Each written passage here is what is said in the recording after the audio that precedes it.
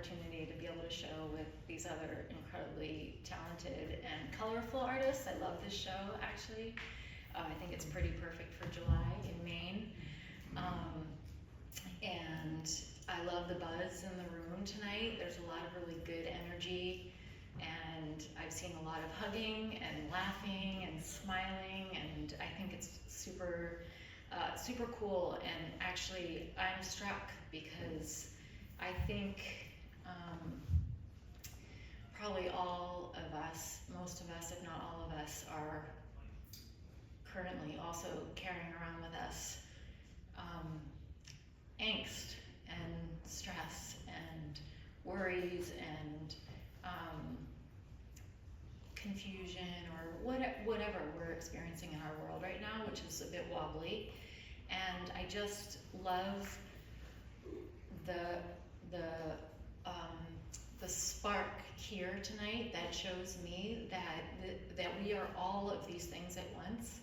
You know, this is who we are. You know, we carry both things, and I think that is what is so beautiful about humans, is that we are able to carry all of these things together, and the darkness and the light and the sadness and the sorrow and the joy. And I think that's really beautiful, and I think that's also why art resonates so much with us, because I think art, and I also think this is true about nature, I think that they, art and nature both also have the whole range.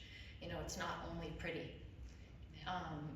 Most work has, that we're drawn to, I think, reflects back to us maybe a lot of the truth in us and maybe what we aspire to be.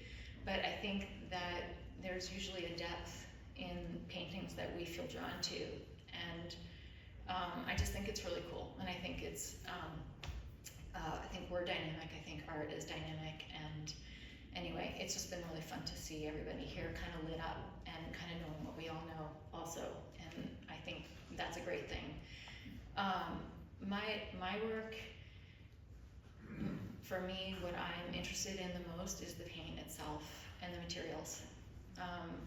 I get pretty engrossed when I have a gloop of bowl of paint a color I've mixed. That's really everything to me. And so for me, the subject of my work is actually the object of the painting. It's just the actual thing. It's like the building of the thing to me.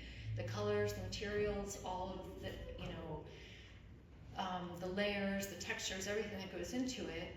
But I think back to what I was just saying, I think what brings it all alive for me in the process, and also in the finished piece, is